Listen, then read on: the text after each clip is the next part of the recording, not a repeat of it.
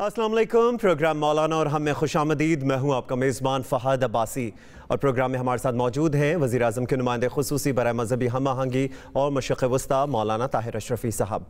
मौलाना साहब, उलमाए कराम ने जुम्मे को यौम मज़म्मत मनाया, इससे क्या पैगाम जाता है? बिस्मिल्लाहिर्रहमानिर्रहीम, अल्हम्दुलिल्लाहि रब्बिल आलमीन वस्सलातु वस्सलामु अला खातिमिल मुरसलीन व अला आलिहि व अस्हाबिहि अजमाइन। देखिए, ये जो सियालकोट में वाक़या हुआ, ये बड़ा ही दर्दनाक वाक़या है, बड़ा अफसोसनाक वाक़या है। उसकी कई वजूहात। पहली वजह तो उसकी ये है कि ये रसूलुल्लाह सल्लल्लाहु अलैहि वसल्लम का नाम लेकर, मज़हब का नाम लेकर, दीन का नाम लेकर, इसमें एक शख्स को, एक इंसान को निशाना बनाया गया। दीन इस्लाम तो इंसान जानवरों और हयावानों, हत्ता के दरख्तों और घास के भी हक़ की हिफाजत करता है। यहाँ पर एक इंसान को बग़ैर सोचे समझे, बग़ैर फ़िक्र किए निशाना बना दिया गया और उसको जला दिया गया। फिर वो गैर मुल्की था, मेहमान था यहाँ पर। बहुत ही कर्बनाक वाक़या है ये, बहुत ही अफसोसनाक वाक़या है ये। इसके ऊपर आप देखें कि पूरे मुल्क के अंदर कोई भी हो, छोटा हो, बड़ा हो, आलिम हो, गैर आलिम हो, प्रोफेसर हो, डॉक्टर हो, कोई भी हो, इसके ऊपर वो बहुत गमगीन है। और फिर आपने देखा कि APS स्कूल के बाद, सानहे के बाद पहली मर्तबा है कि इस अंदाज से मुल्क में एक इत्तेहाद पैदा हुआ। उसमें सबसे जो अहम बात है वो ये है, दीनी एतबार से, बाकी तो हर एतबार से ही हुआ, लेकिन दीनी एतबार से कि मुल्क के अहम तरीन उलमा जो हैं और मशाइख और मुफ्तियान, वो श्रीलंका हाई कमीशन गए।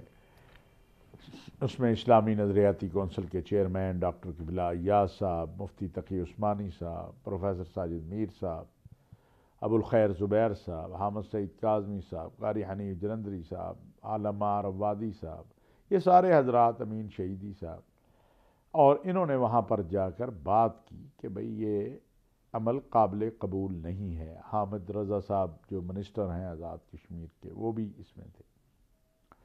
और उन्होंने वहाँ पर जाकर हाई कमिश्नर जो हैं श्रीलंका के, उनसे माफ़ी मांगी। उनसे कहा कि आप हमें अल्लाह के लिए माफ़ कर दीजिए, हमसे गलती हो गई, हमारी कौम के नौजवानों ने गलती की है, आप और आपकी कौम से हम माफ़ी मांगने आए। इसकी एक वजह यह भी है कि एक तो वो हमारा मेहमान था, एक दीन का नाम इस्तेमाल हुआ, ख़ातिमुल मुरसलीन सय्यिदुल अंबिया रहमतुल लिल आलमीन सल्लल्लाहु अलैहि वसल्लम का नाम इस्तेमाल हुआ। और एक वजह यह भी है कि जो हसासियत है हमारे दिल के अंदर, जो श्रीलंका में इस डेड बॉडी के जाने के बाद वहाँ पर एक नफ़रत आएगी इस्लाम के हवाले से, पाकिस्तान के हवाले से, वो भी हमारे सामने है। वहाँ के मुसलमान इंतहाई परेशान हैं। मैं मशकूर हूँ वहाँ के जो मुफ्ती आज़म और जमीयत उलमा इस्लाम श्रीलंका के सरबराह हैं, उनका जो ख़त आया है, उन्होंने मुझे भेजा है शुक्रिया का। हम क्या शुक्रिया कबूल करें, लेकिन हम उनका ही शुक्रिया अदा करते हैं कि उन्होंने इसे सानहा बर्दाश्त किया। उसके बाद फिर उलमाए कराम ने ऐलान किया कि जो जुम्मतुल मुबारक आ रहा है, इस जुमे को पूरे मुल्क के अंदर यौम मुज़म्मत मनाया जाएगा, ताकि मस्जिद, मेहराब व मिंबर से मुत्तफ़िक़ा ये आवाज़ आए कि जिन लोगों ने ये अमल किया है, जिन लोगों ने ये बर्बरियत की है, जिन लोगों ने ये वहशत का अमल किया है, हम उससे बरी हैं, हमारा उनसे कोई ताल्लुक़ नहीं है, इस्लाम का उससे कोई ताल्लुक़ नहीं है। और दूसरा काम ये किया कि अपनी कौम को अवेयर करें, अपनी कौम को समझाएं कि तौहीन रिसालत है क्या, और अगर कोई तौहीन रिसालत करता है तो उसको सज़ा देने का इख्तियार किसके पास है। आज जो जुम्मतुल मुबारक गुज़रा है उसमें इसी पर बात हुई। तो ये बुनियादी मकसद था इस जुमा यौम मुज़म्मत मनाने का कि एक तो कौम को बताया जाए। मैं चाहता हूँ हमारे इस प्रोग्राम को भी माशाअल्लाह बहुत बड़ी तादाद देखती है पाकिस्तानियों की, कि याद रखिए अगर कोई शख्स तौहीन रिसालत करता भी है तो आपके पास ये इख्तियार नहीं है, शरीयत इस्लामिया आपको ये इख्तियार नहीं देती कि आप उसको वहीं पे कत्ल कर दें। آپ کا کام لیس للانسانی الا ما سعی، آپ کا کام ہے کہ آپ قانون کا دروازہ کھٹکھٹائیں، آپ عدالت کا دروازہ کھٹکھٹائیں، آپ اپنی پوری کوشش کریں، لیکن قانون کو ہاتھ میں لینا یہ آپ کا کام نہیں ہے۔ شریعت اسلامیہ اس کی آپ کو اجازت نہیں دیتی ہے۔ ہاں ہمیں معلوم ہے کہ کچھ تحفظات ہیں، کچھ مسائل ہیں عدلیہ کے حوالے سے، عدالتی نظام کے حوالے سے، لیکن اس کا بھی یہ مقصد نہیں ہے کہ ہم لوگوں کو قتل کرتے پھریں، اپنی مرضی کی تشریح کر لیں، یہ فیصلہ کر لیں کہ ہاں اس نے توہین رسالت کی ہے۔ بھئی پہلے تحقیق ہونی چاہیے، پہلے اس الزام کا ثبوت ہونا چاہیے، پھر یہ دیکھنا چاہیے کہ کیا کس درجے کی توہین اس نے کی ہے، کیا توہین ہوئی بھی ہے کہ نہیں ہوئی۔ یہ سارے مسائل ہیں، یہ ساری چیزیں ہیں جس کی طرف علماء کرام نے توجہ دلائی ہے۔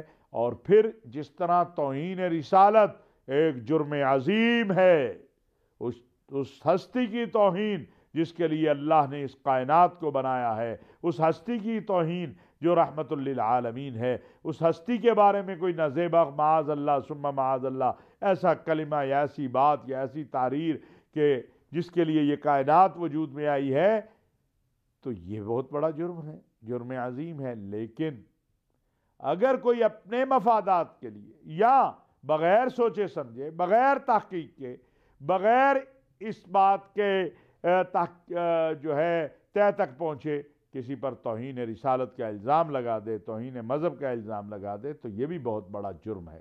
قرآن کہتا ہے ان جاءکم فاسق بنبأ فتبینوا، اگر کوئی چیز تمہیں پتہ چلتی ہے، کوئی خبر آتی ہے، کوئی خبر لے کر آتا ہے، پہلے اس کی تحقیق کرو۔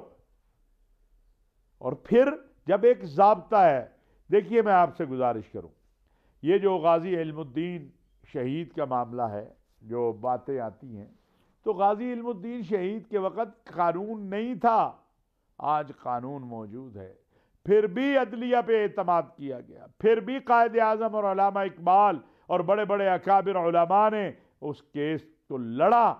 کیوں؟ ان کا یہ خیال تھا کہ عدالتی نظام میں یہ بات اگر ثابت کر دیں گے ہم کہ بھئی یہ غازی علم الدین جو ہے اس کی کوئی راستہ نکل آئے اس کی رہائی کا، تو اس کے لیے وہ کیس لڑا گیا۔ آج تو الحمدللہ پاکستان میں توہین مذہب، توہین ناموس رسالت کے حوالے سے قوانین موجود ہیں، اور جب کوئی شخص اس طرح کا عمل کرتا ہے جو سیالکوٹ میں ہوا، تو پھر ان لوگوں کو جو اس قانون کے مخالف ہیں یا اس قانون کے حوالے سے تحفظات رکھتے ہیں، موقع مل جاتا ہے کہ وہ اس پر انگلی اٹھائیں، وہ کہیں کہ دیکھیں جناب قانون بھی ہے، پھر بھی یہ قتل عام ہو رہا ہے۔ تو ہم یہی کہتے ہیں کہ یہ قانون بہت ساری جانوں کا محافظ ہے، لہٰذا اگر کوئی ایسا مسئلہ پیدا ہو تو اس کو قانون کو بتانا چاہیے، عدالت کو بتانا چاہیے، پولیس کو بتانا چاہیے، خود قانون کو ہاتھ میں نہیں لینا چاہیے۔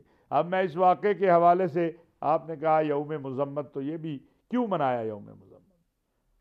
اس وقت جو صورتحال ہے، بہت سارے بزنس مین پریشان ہیں، تاجر پریشان ہیں۔ کیوں؟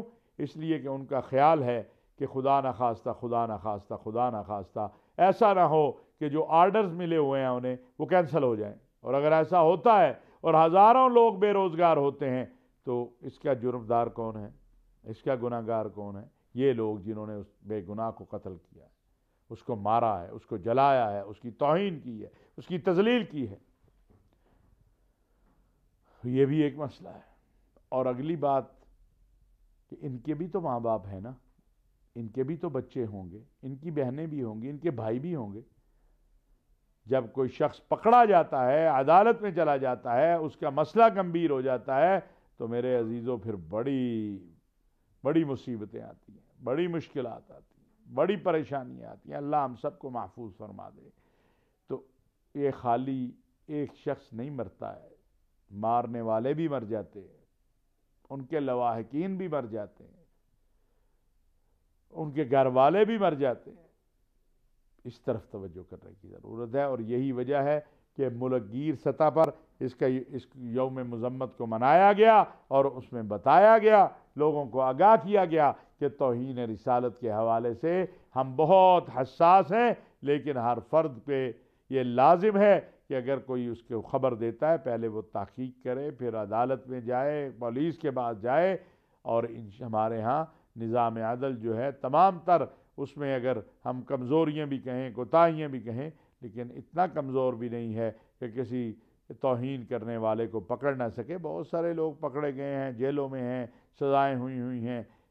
اگرچہ ہم یہ موقف رکھتے ہیں کہ محترم جناب چیف جسٹس صاحب کو یہ جو کیس ہے اس میں سپیڈی ٹرائل کرنا چاہیے، بلکہ جتنے بھی توہین ناموس رسالت کے حوالے سے کیس ہیں ان میں تاخیر کی بجائے بالکل واضح اور دو ٹوک انداز میں چیزوں کو سامنے لانا چاہیے، تاکہ اگر وہ رہا ہوتا ہے تب بھی اسے کوئی نقصان نہ پہنچا سکے، اور اگر وہ مجرم ہے تو اپنی سزا کو پہنچے۔ مولانا صاحب، جب بھی ایسے سانحے اور واقعات ہوتے ہیں ہم بطور معاشرہ یکجہتی کا مظاہرہ کرتے ہیں، لیکن ہر کچھ عرصے بعد ایسے واقعات رونما ہو جاتے ہیں۔ علماء کرام ایسے واقعات اور سانحات کے لیے کیسے اپنا کردار ادا کر سکتے ہیں؟ دیکھیے، جیسے میں نے گزارش کی کہ علماء نے تو اپنا کردار ادا کیا ہے اور ہمیشہ کرتے ہیں۔ پیغام پاکستان کی صورت میں ایک ضابطہ اخلاق بنایا، اس سے پہلے پاکستان علماء کونسل کے پلیٹ فارم سے بنا، اسلامی نظریاتی کونسل کے، بہت سارے ہیں۔ علماء بیچاروں کے پاس قوت نافذہ تو نہیں ہے نا، علماء کہہ سکتے ہیں، لیکن بدقسمتی ہماری یہ ہے ڈاکٹر صاحب، اور یہ ایک بہت بڑا المیہ بھی ہے کہ ہمارے ہاں متشدد رویوں والے اور تشدد پھیلانے والے ان کی تکریم ہوتی ہے، اور جو امن کی بات کرتا ہے اسے کوئی پوچھتا نہیں ہے۔ یہ میں پہلے بھی کئی بار کہہ چکا ہوں۔ ہمیں اپنے رویوں کو بدلنا چاہیے۔ جو متشدد آدمی ہے، جو تشدد پھیلانے والا ہے، انتہا پسندی پھیلانے والا ہے، نفرت پھیلانے والا ہے، اس کو روکنا چاہیے، اور جو امن کی بات کرنے والا ہے اسے سر کا تاج بنانا چاہیے۔ ہمارا رویہ بالکل اس کے برعکس ہے۔ ہم ڈرتے ہیں، خوف زدہ ہوتے ہیں۔ ہمیں اس خوف سے باہر نکلنا ہے۔ دین خوف کا نام تو نہیں ہے، دین تو محبت کا نام ہے۔ اس دین کا نام کیا ہے؟ ان الدین عند اللہ الاسلام۔ یہ سلامتی والا دین ہے، یہ محبت والا دین ہے، یہ رواداری والا دین ہے، یہ برداشت والا دین ہے، یہ اخوت والا دین ہے۔ اس دین کو ہم نے کیا بنا دیا؟ وہ تصویر آپ سب نے دیکھی ہوگی کہ اس مقتول کی ماں کس طرح اس جو ڈیڈ باڈی والا باکس تھا اس کے اوپر، میت والے باکس کے اوپر رو رہی ہے۔ وہ سوال تو کر سکتی ہے نا۔ یہ سوال میں آپ سب سے کرتا ہوں۔ آپ کو پتہ نہیں ہے، لیکن میں آپ کو بتاتا جاؤں کہ یہ جو شخص تھا سری لنکا کا، جس کو ہم نے یہاں مار کے جلا کر بھیجا، یہ یتیم تھا۔ اس کی ماں نے کپڑے لوگوں کے سی کے، گھروں میں مزدوری کر کر کے اپنی اولاد کو پڑھایا، انجینئر بنایا اسے۔ کس لیے؟ اس لیے کہ ہم اسے جلا کر اس کی راکھ بھیجیں۔ ذرا اس ماں کا حال تو تصور کریں، اس ماں کا حال تو پتہ کریں، جس نے اپنے یتیم بچوں کو کپڑے سی کے، مزدوریاں کر کر کے پالا، انجینئر بنایا، اور وہ ہمارے ملک میں آیا محنت کرنے، روزی کمانے۔ ہم نے اس کی لاش کو جلا کر اس کی راکھ کو اس کی ماں کے پاس بھیج دیا۔ اگر وہ ماں، وہ دو بچے، وہ بیوی، وہ بھائی یہ سوال کرے، کیا یہ اسلام ہے؟ کیا یہ محمد عربی صلی اللہ علیہ وسلم کی تعلیمات ہیں؟ ہمارے پلے کیا رہ جائے گا؟ ہمارا دین اسلام امن اور محبت کا درس دیتا ہے، نہ کہ انتہا پسندی، پرتشدد رویے، اشتعال انگیز سوچ کی۔ مولانا صاحب، ہم اس راہ پر کیسے چل پڑے؟ دیکھیے، میں نے یہ جیسے گزارش کی، یہ ایک دو دن کا کھیل تو ہے نہیں، یہ تو 40 سال کا مسئلہ ہے۔ 40 سال سے یہ انتہا پسندی اور دہشت گردی بڑھتی چلی جا رہی ہے، سٹاپ کہیں نہیں لگ رہا۔ ضیاء الحق صاحب کے دور سے پہلے سے اگر چلے جائیں، ضیاء الحق کو بھی تو قادیانی کہا تھا نا، پھر معافی مانگ لی۔ ایک طبقہ ہے جو خوف پیدا کرتا ہے اس ملک میں کہ دین کو خطرہ لاحق ہو گیا، عقیدہ ختم نبوت کو خطرہ لاحق ہو گیا، ناموس رسالت کو خطرہ لاحق ہو گیا، پھر اس پہ سیاست کرتا ہے۔ اس میں تمام طبقات ہیں، یہ نہیں کہ وہ جو طبقہ ہے وہ خالی बस सियासतदानों का है, उलमा का है, नहीं। यहां इंतजामी और पुलिस अफसरान की वजह से मुतशद्दिद तहरीकें कायम हुई हैं। ये जो लश्कर जंगवी बना, किसी वक्त डॉक्टर साहब तलख हकीकतें हैं, मुमकिन है हम नशर भी ना कर सकें, लेकिन सच ये है कि ये कोई मौलवी ने तो नहीं बनाया, किसी सियासतदान ने नहीं बनाया। इसका सबब बाज पुलिस के और इंतजामिया के अफसरान थे। आज कहा जाता है तारीख लब्बैक जो है वो इदारों ने बना दी, एजेंसियों ने बना दी। वैसे यहां शौक है लोगों को कि किसी की पेंसिल भी गुम हो जाए तो वो भी कहता है ISI ने गुम कर दी है, फौज में इसका कसूर है। एक तबका है महदूद सा, 200-400 लोग हैं, लेकिन चूंकि उनके पीछे कुव्वतें मजबूत हैं, लिहाजा उनको प्रोपेगेंडे का मौका मिलता है, उनको मुल्क के अंदर इंतशार इस नाम पे फैलाने के लिए ताकत दी जाती है, ज़राए अबलाग पे वो कंट्रोल करते हैं। क्या जो नवाज शरीफ साहब के दौर में कादियानियों के हवाले से तरमीम हुई थी, वो फौज के कहने पे हुई थी, वो ISI के कहने पे हुई थी? उसमें हाफिज अब्दुल्ला साहब और साहबजादा साहब जो जमात इस्लामी के थे, उनके अलावा तो बोला ही कोई नहीं। जब लोगों ने ये देखा कि बड़ी बड़ी जमातों वाले खामोश हो गए, जिनका ये काम था चौकीदारा करना, चौकीदार सो गया, तो खादम रिजवी साहब फ्रंट पर आ गए। लोगों ने, चूंकि लोग हसास हैं, हसासियत है लोगों में, एक खौफ है रियासत को और मुल्क की क़यादत को, उस खौफ को दूर करना है कि ये मुसलमानों का मुल्क है, यहाँ 90% मुसलमान रहते हैं। कैसे कोई जुर्रत कर सकता है कि पाकिस्तान के आइन और कानून से इस्लामी दफात को ख़त्म कर दे, या अकीदा ख़त्म नबूवत के हवाले से दफात को ख़त्म कर दे, या नामूस रिसालत के हवाले से कवानीन को ख़त्म कर दे? कैसे कोई जुर्रत कर सकता है?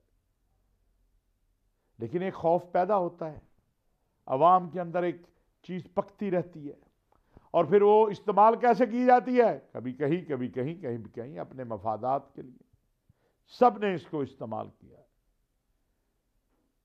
ज़िया-उल हक साहब का दौर, इस्लामी जमहूरी इत्तेहाद, उसके बाद सबके मंशूर दस्तूर देख लें।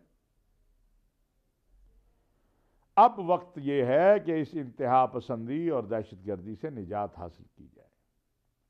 उसी तरह जिस तरह दहशतगर्दी से हमने निजात हासिल की, उसी तरह इस इंतहा पसंदी से हम निजात हासिल करें। हम मिलकर आगे बढ़ें, हम फैसला करें कि अब हमने ये काम नहीं होने देना। बहुत हो गया, बहुत लाशें उठा ली, बस अब मामला जो भी होगा अदालत में होगा, और अगर कोई जानबूझकर किसी पर तौहीन का या तौहीन मज़हब का इल्ज़ाम लगाएगा, फिर उसको भी सज़ा उसी तरह मिलेगी जिस तरह तौहीन रिसालत के मुजरिम को मिलती है। यहाँ पे वक्त हो चुका है एक छोटी सी ब्रेक का। ब्रेक लेते हैं, ब्रेक के बाद वापस आकर प्रोग्राम के सिलसिले को यहीं से आगे बढ़ाएंगे।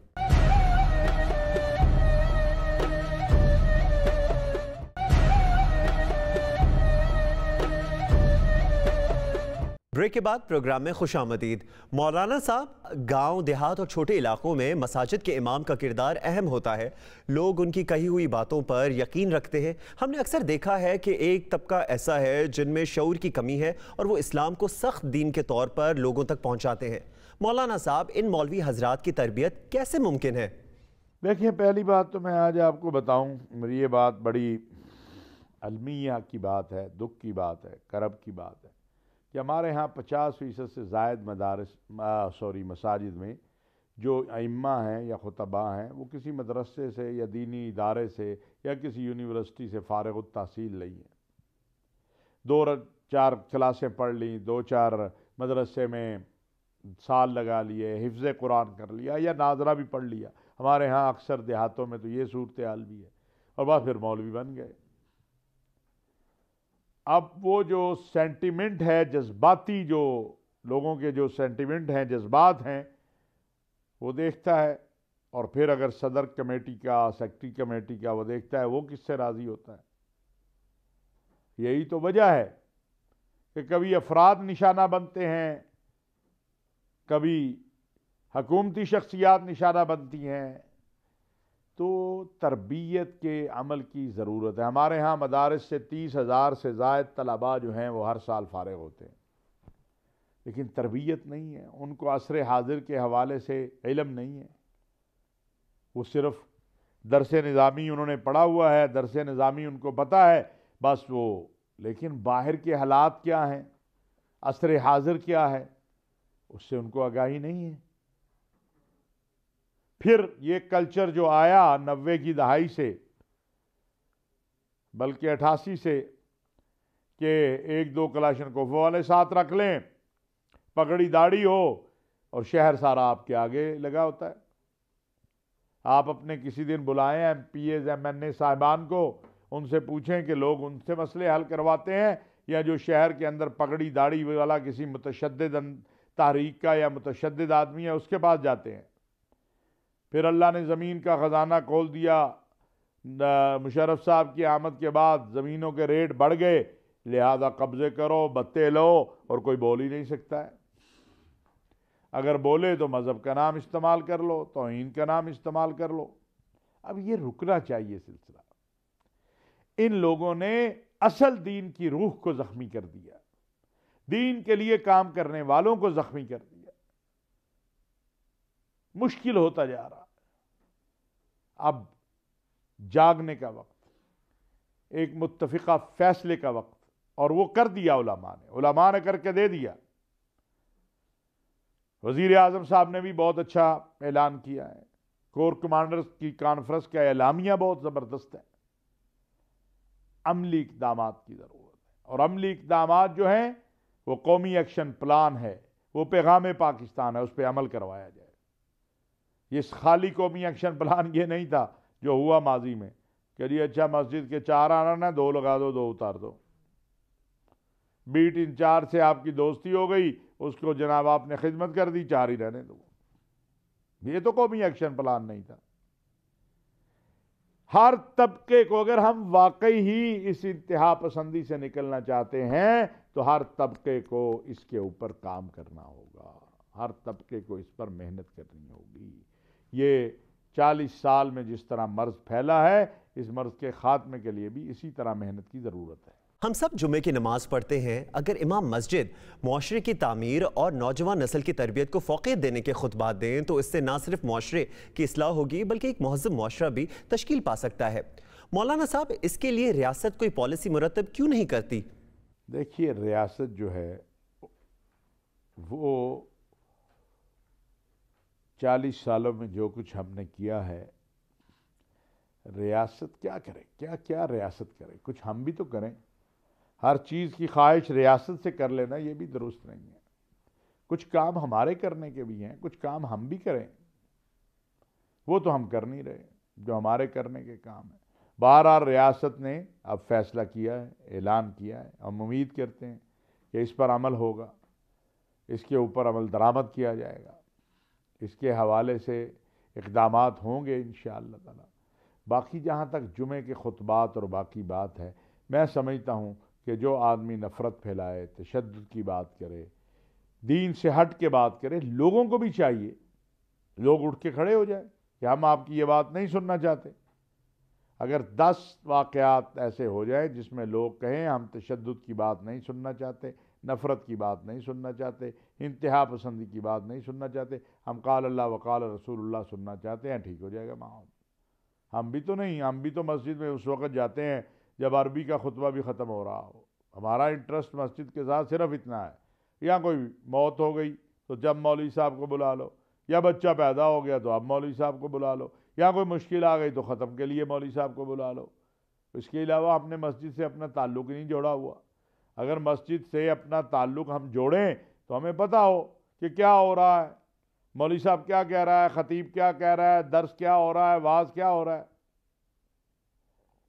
ہم نے دین کی ذمہ داری چھوڑ دی ہے مولوی صاحب پر، جبکہ یہ قرآن آپ کا بھی ہے اور میرا بھی ہے.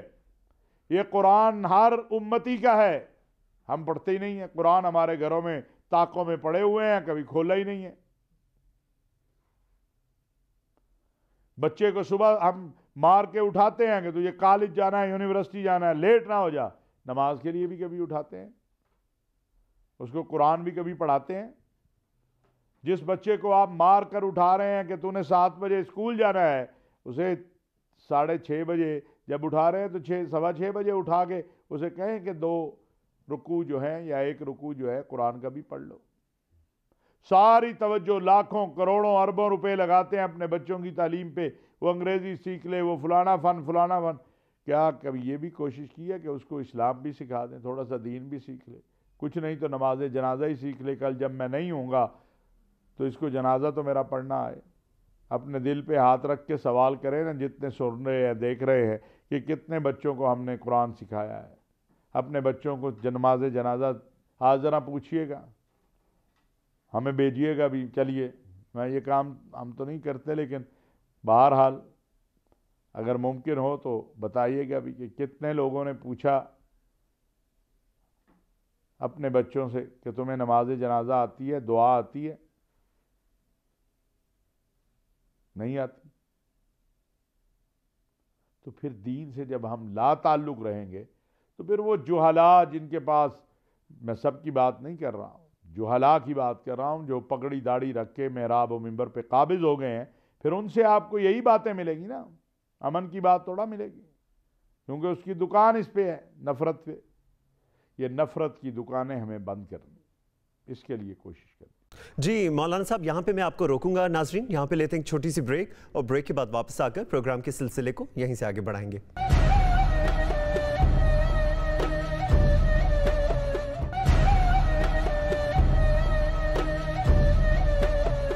بریک کے بعد پروگرام میں خوش آمدید. مولانا صاحب، ہمارے معاشرے میں خواتین پر تشدد کے بیشتر واقعات آئے روز رونما ہوتے ہیں، اس کی کیا وجہ ہے؟ دیکھیے، بات یہ ہے، یہ جو فیصل آباد میں واقعہ ہوا یا باقی جگہ پہ واقعات ہوتے ہیں، یہ بے حسی ہے. بے حسی. کوئی عزت دار آدمی، غیرت مند آدمی عورت کو نہیں مارتا. اگرچہ فیصل آباد کے واقعے کا کچھ اور بھی معلومات آ رہی ہیں اور ظاہر ہو رہی ہیں، بہت سی چیزیں، لیکن اس کے باوجود میں آپ کو بتاؤں، میاں بیوی کی بات سے شروع کر لیتے ہیں.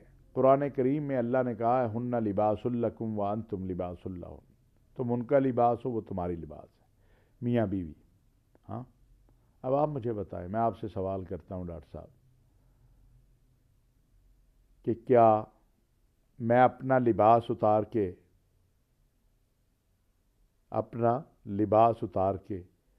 اپنے جسم کو ننگا کرنے سے بچا سکتا ہوں؟ نہیں بچا سکتا. نہیں. اپنی بیوی کو مار کے، اس میں عیب بتا کے، اس کی تذلیل کر کے، اس کی تضحیک کر کے. دوسری بات جو ہے، معاشرے کے اندر جو ایک اکرام والا معاملہ تھا وہ ختم ہو گیا. اپنی بیویوں کو، اپنی بہنوں کو، اپنی بیٹیوں کو مارنا، چلتی عورتوں پہ آوازیں کسنا، ان کے پیچھے موٹر سائیکل لگا لینا، ان کے پیچھے گاڑیاں لگا لینا. اگر یہی آپ کی بہن ہو تو پھر آپ کیا کریں گے؟ اگر یہی کچھ آپ کی بہن اور بیٹی کے ساتھ کوئی کرے تو آپ کیا کریں گے؟ معاشرے میں ابھی جو ہم بات کر رہے تھے پہلے، عدم برداشت بڑھ رہی ہے. اس کے بہت سے اسباب ہیں. بے روزگاری ہے، اور پھر یہ آ گیا ہے، اس میں جو چاہو دیکھتے رہو. اصلاح کرنے والے ختم ہو گئے. دعوت جو ہمارا اصل کام ہے، جس کے لیے اللہ نے ہمیں پیدا کیا اس امت میں، وہ ہے کنتم خیر امۃ اخرجت للناس تأمرون بالمعروف وتنہون عن المنکر. اچھائی کا حکم دینا، برائی سے روکنا. لیکن بدقسمتی ہے، ہم نے بھلا دیا ہے سارا کچھ. ہم نہ شریعت کو مانتے ہیں، نہ قانون کو مانتے ہیں. وحشت اور بربریت ہمارے سروں پہ سوار ہو جاتی ہے. یہ رویے بدلنے کی ضرورت ہے، محنت کی ضرورت ہے، تربیت کی ضرورت ہے، اپنے اندر برداشت پیدا کرنا. یہ عدم برداشت کے جو رویے ہیں انہیں ختم کرنا ہوگا. اگر ہم ان کو ختم نہیں کریں گے بڑا نقصان ہے، بڑا نقصان ہے. یہ جو فیصلہ آباد میں ہوا، اس کے باوجود میں سمجھتا ہوں کہ انہوں نے اگر ان خواتین نے بالفرض، مجھے نہیں پتا، لیکن جو اخبارات میں آیا، ٹی وی پہ آیا، ذرائع ابلاغ سے پتہ چلا کہ وہ چوری انہوں نے کی تھی اور وہ چوری کوئی اس طرح کا گروہ ہے، پھر بھی ان کو مارنا نہیں چاہیے تھا. 15 پہ آپ کال کرتے، پولیس بلاتے، ان کو وہاں روک لیتے. یہ اچھے مناظر نہیں ہیں، یہ اچھی باتیں نہیں ہیں. اپنی بیویوں کو مارنا، بیٹی پیدا ہوئی تب مار دو. بھئی کیوں؟ بیٹی بیٹا پیدا کرنے کا اختیار عورت کے پاس ہے، یہ اختیار تو اللہ کے پاس ہے. وہی بیٹے دینے والا، وہی بیٹی دینے والا ہے. روز اخباروں میں پڑھتے ہیں بیٹی پیدا ہوئی، ساس نے مارا، بہو نے مارا، وہ نند نے مارا، خامد نے مارا. بھی کیوں؟ بیٹی کا اختیار بیوی کے پاس ہے. خامد کو کیوں نہیں مارتے؟ اسے مارو نا. اسے نہیں مارے گا کوئی بھی. خامد بھی بیوی کو مار رہا ہوتا ہے کہ تو نے بیٹی کو پیدا کر دی. انا للہ و انا الیہ. بیٹیاں بیٹے دینے والا اللہ ہے. پوری کائنات مل جائے کسی کی، اگر اللہ نے بیٹی دینی ہے تو بیٹی ہوگی، بیٹا دینا ہے تو بیٹا ہوگا. پھر رازق تم ہو، رازق میں ہوں. رزق دینے والا تو اللہ ہے. وہ بیٹی کا بھی رزق دے گا، وہ بیٹے کا بھی رزق دے گا. ہاں، اس نے قرآن میں بیٹی کو خوشخبری کہا ہے. یہ ہمارے اجتماعی رویے ہیں، اور کوئی غیرت مند شخص، عزت دار آدمی عورتوں پہ ہاتھ نہیں اٹھاتا. لیکن بدقسمتی ہے، دن بدن معاشرے میں باقی جہاں عدم برداشت کے رویے جو ہے وہ بڑھ رہے ہیں، یہ معاملہ بھی بڑھ رہا ہے. اللہ تعالیٰ رحم فرما دے. مولانا صاحب، کیا خواتین پر تشدد کی بنیادی وجہ تربیت اور اخلاقی اقدار کی پستی ہے؟ دیکھیے، میں نے جیسے پہلے کہا کہ اس میں گھر کا ماحول تو بہت اہم کردار ادا کرتا ہے.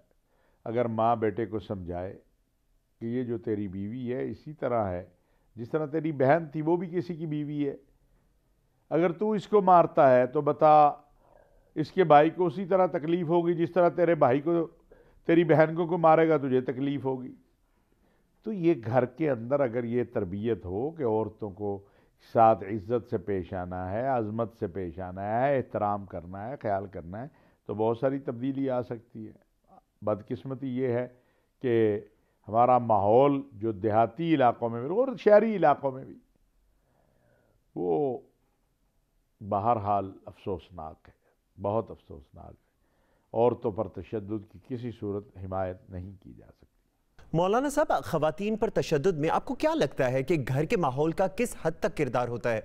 دیکھیے، بچوں پر تو یہ اس کے بڑے منفی اثرات آتے ہیں. کئی سروے ہم نے پڑھے ہیں، کئی ڈاکٹروں، سائیکٹرسٹ سے ہم نے سنا ہے، پڑھا ہے کہ اس کے جو منفی اثرات ہیں ان کے حوالے سے، ان کے جو اس سے جو مسائل پیدا ہوتے ہیں اس کے حوالے سے، لازمی بات ہے جب باپ ماں کو مارتا ہے تو بچے دیکھ رہے ہوتے ہیں، وہ سہم جاتے ہیں. ان کے اندر ایک انتقام بھی باپ کے خلاف پیدا ہوتا ہے، ایک نفرت بھی پیدا ہوتی ہے کہ یہ ہماری ماں کو مار رہا ہے، کیونکہ بچے ماں کے زیادہ قریب ہوتے ہیں، سارا دن وہ ماں کے ساتھ رہتے ہیں. ماں زیادہ رحم دل ہے باپ کی نسبت جو ہے بچوں کے ساتھ. باپ کا ایک اپنا مقام ہے لیکن ماں کا ایک اپنا مقام ہے. تو جب بھی آپ دیکھیں بچوں کو کوئی معاملہ ہوتا ہے وہ ماں کی طرف بھاگتے ہیں. تو ایک انسیت، ایک تعلق، ایک ربط ماں کے ساتھ ہوتا ہے. جب باپ ماں کو مارتا ہے تو بچے دیکھ رہے ہوتے ہیں، ان کے اوپر اثر پڑتا ہے، وہ متاثر ہوتے ہیں. تو جب وہ متاثر ہوتے ہیں اس سارے عمل سے تو پھر ان کے اندر ایک شدت پیدا ہوتی ہے، ایک نفرت پیدا ہوتی ہے. وہ باپ پہ تو نہیں نکالتے، پھر باہر نکلتی ہے. پھر وہ مختلف جرائم میں مبتلا ہوتے ہیں، کیونکہ ایک ذہنی اذیت ان کو ہوتی ہے باپ کے رویے سے کہ وہ ان کی ماں کو مار رہا ہے، وہ ان کی بہن کو مار رہا ہے. حتیٰ کہ اگر نانی دادی بھی مارے ماں کو تب بھی یہی ان کے لیے بھی یہی نفرت ہوتی ہے. آپ گھروں کے اندر ماحول دیکھیں کہ اگر دادی جو ہے یا پھپھو جو ہے وہ ماں کے خلاف ہو تو بچے اس سے نفرت کرنے لگ جاتے ہیں, اس سے دور ہونا شروع ہو جاتے ہیں. تو بچوں کی نشو و نما پہ اثر پڑتا ہے, ان کی تربیت پہ اثر پڑتا ہے, ان کے مزاج پہ اثر پڑتا ہے, ان کے اخلاق پہ اثر پڑتا ہے, ان کی حیثیت پہ, اور پھر وہ معاشرے کے اندر اپنی ان نفرتوں کا جو بچپن سے وہ دیکھتے ہیں کہ ہماری ماں پہ تشدد ہو رہا ہے, ایک احساس محرومی ان کے اندر جو پیدا ہوتا ہے, وہ پھر اس کے اثرات معاشرے میں بھی آتے ہیں. مولانا صاحب, تشدد زدہ ماحول بچے کی نشو و نما اور ذہنی کیفیت پر کیا اثرات مرتب کرتے ہیں؟ میں نے جیسے پہلے عرض کیا کہ دین اسلام نے تو عورتوں کو بہت زیادہ جو ہے وہ تقویت دی ہے, عورت کا بڑا خیال رکھنے کا کہا ہے. اس کی عظمت آپ دیکھیں کہ سب سے پہلے اسلام لانے والی ایک خاتون ہے, ہماری ماں سیدہ خدیجۃ الکبریٰ رضی اللہ تعالیٰ عنہ. رسول اللہ صلی اللہ علیہ وسلم نے اپنی ازواج مطہرات کو کبھی نہیں مارا. ہم کہتے ہیں سنتوں پہ عمل کریں, آئیں آج اس سنت سے آغاز کر لیں کہ آپ کبھی اپنی بیوی کو نہیں ماریں گے, اس سنت سے آغاز کر لیں کبھی اپنے بچوں کو نہیں ماریں گے. رسول اللہ صلی اللہ علیہ وسلم نے کبھی اپنی ازواج مطہرات کو نہیں مارا. ہم نام تو لیتے ہیں اسلام کا, اسلام سے اگر ہمیں وابستہ ہو جائے, ہمیں اسلامی تعلیمات کا ادراک ہو جائے تو ہم بھی باز آ جائیں. تو لیکن ہماری قبائلی علاقائی رسم و رواج ہیں, اس میں ہم یہ تصور رکھتے ہیں کہ عورت تو پاؤں کی جوتی ہے. نہیں, دین اسلام نے اسے ماتھے کا جھومر بنایا ہے, دین اسلام نے اسے عظمت والی چیز بنایا ہے, اسے شان والی چیز بنایا ہے, اسے تمہارا لباس قرار دیا ہے, اسے تمہاری عزت قرار دیا ہے. تو یہ ایک بالکل درست بات ہے کہ دین سے آگاہی نہیں ہے, اس لیے یہ کام جو ہے وہ ہوتا ہے. جب دین سے جیسے بیٹیوں کی شادی ہے, نکاح ہے, ہم پوچھتے ہی نہیں ہیں. خوبصورت بیٹی, پڑھی لکھی بیٹی ایک جاہل کے ساتھ باندھ دیتے ہیں, کیوں جی میری برادری میں ناک کٹ جائے گی. ایک اچھی عمر کی بیٹی جو شادی کے قابل ہے, عاقل ہے, بالغ ہے, اس کو ایک بوڑھے کے ساتھ باندھ دیتے ہیں, نوجوان بچی کو. تو یہ ہمیں اس سے بھی باہر نکلنا چاہیے. یہ جو ہمارے رسم و رواج ہیں, یہ جو ہماری ذاتی ادائیں ہیں, اس سے ہمیں باہر آنا چاہیے. جی مولانا صاحب, بہت بہت شکریہ پروگرام میں وقت دینے کے لیے. ناظرین, یہ تھا ہمارا آج کا پروگرام مولانا اور ہم. اسی کے ساتھ ہی اپنے میزبان فہد عباسی کو اگلے ہفتے تک کے لیے اجازت دیجیے. اپنا خاص خیال رکھیے گا. اللہ حافظ.